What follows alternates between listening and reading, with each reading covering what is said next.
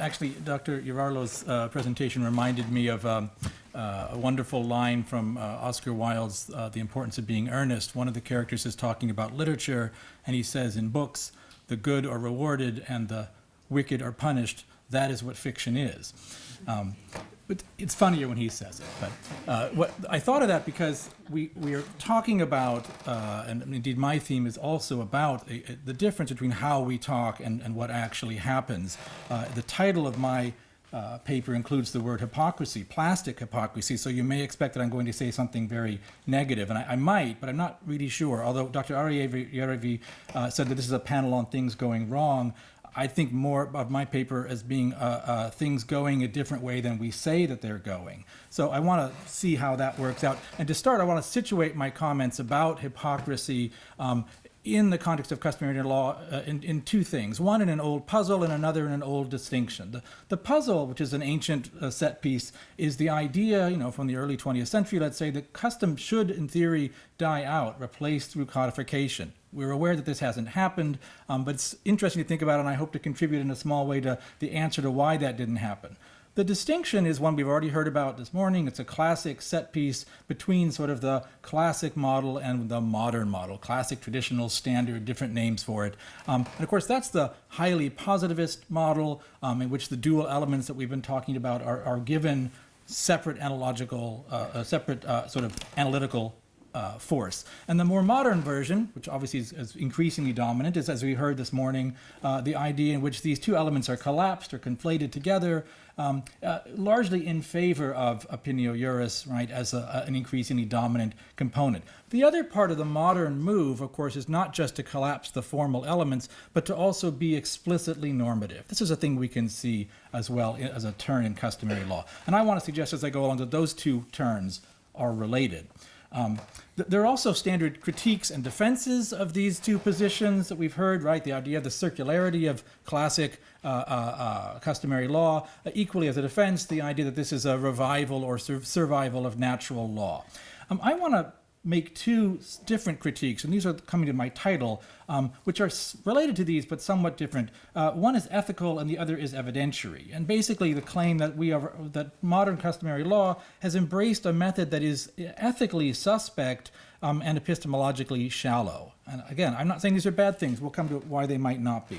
But to start with the first of these, as people have mentioned, right, there's a turn towards emphasizing opinio juris. This implies a reduced interest in practice or in usus. Indeed, we might argue that we even begin to see usus as a problem to be solved, right? That is to say, the normative turn is in part, just as we heard this morning from Jörg, the idea of ought over is that implies that we ought to be doing something other than we in fact are. Practice can be a problem that normative claims can overcome. We know that many actors violate customary law, but far fewer announce the fact. Instead, they're silent or they deny it, and this is, for the modern theory, a moment of leverage or an opportunity.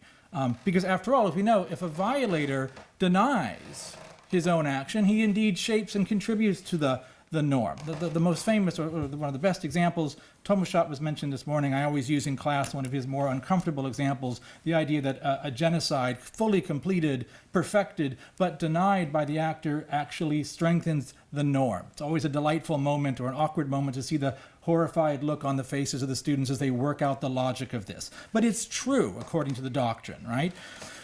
There's, of course, a price to pay. The reason that they have a look of horror on their face is they recognize that this is a method that is doing something by giving something else up, relying on a method that privileges rhetoric over contrary acts in the factual world. In other words, that modern customary law is constituted out of statements whose power derives from there being evidence of belief, of opinio juris, that is at odds with other evidence of what true belief actually is more broadly. And this is why I say in the paper that this is actually a very close analogy to what we call in all other aspects of life hypocrisy.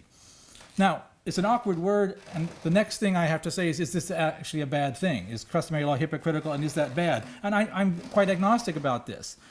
What we really are talking about is the observation of how its mechanics work. That is to say, there's, excuse me.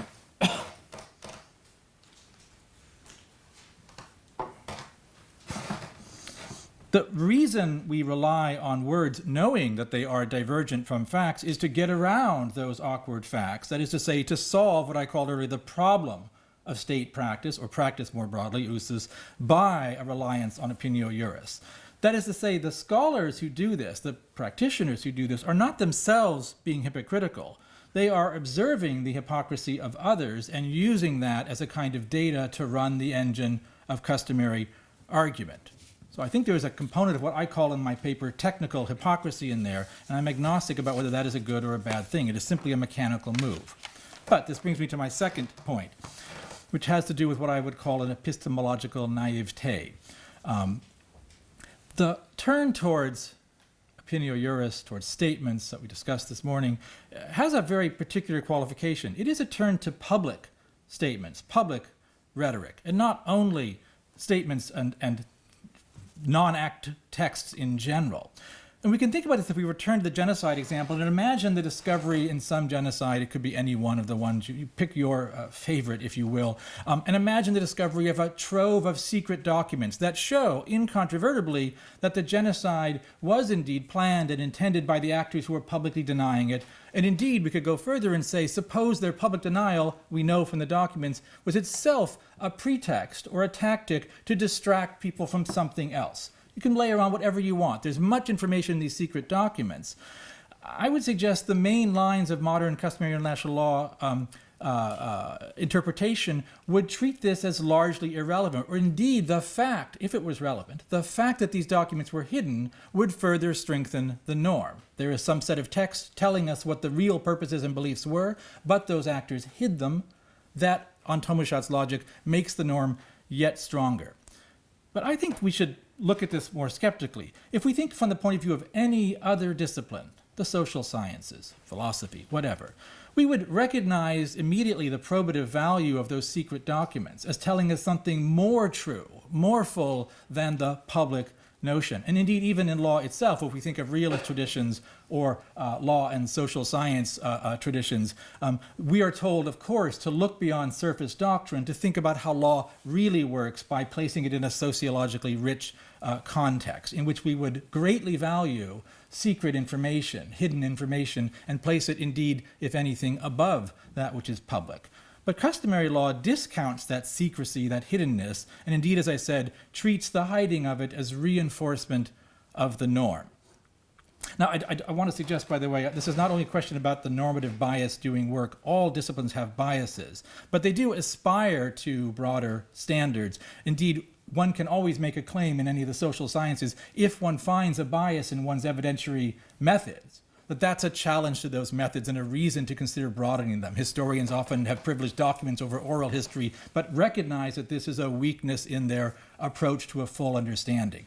Customary law's normativity has encouraged it to ignore other evidence as a kind of strategic choice. And again, I return to the question of, is this bad or not? And here to close, I think I'm within my time, I hope. Oh, well within. Oh, I may just bloviate for minutes here on something. No, I'm going to conclude. That's right. Well, do I want questions, you see? It reminds, no. So I want to return here, my 2 points, right, that this is both hypocritical in a technical sense and shallow methodologically. I suspect for academics the latter is more uncomfortable. But maybe these things, we could place them in an agnostic middle position. Because I'd like to suggest that whatever we think of them ethically and professionally, the hypocrisy has been linked to customary law's success in advancing certain agendas like human rights. And indeed, in some sense, it explains the continuing vitality, that puzzle I began with. Why does custom survive? Well, one of the reasons, and only a small contribution, is that this turn to what I call hypocrisy and shallow methodology actually has contributed to its ability to be normative in a much more flexible way than if it were traditional. The methodological shallowness has enabled the triumph of normativity over the positive law and is a testament to the value of plastic and malleable tools. Thank you very much.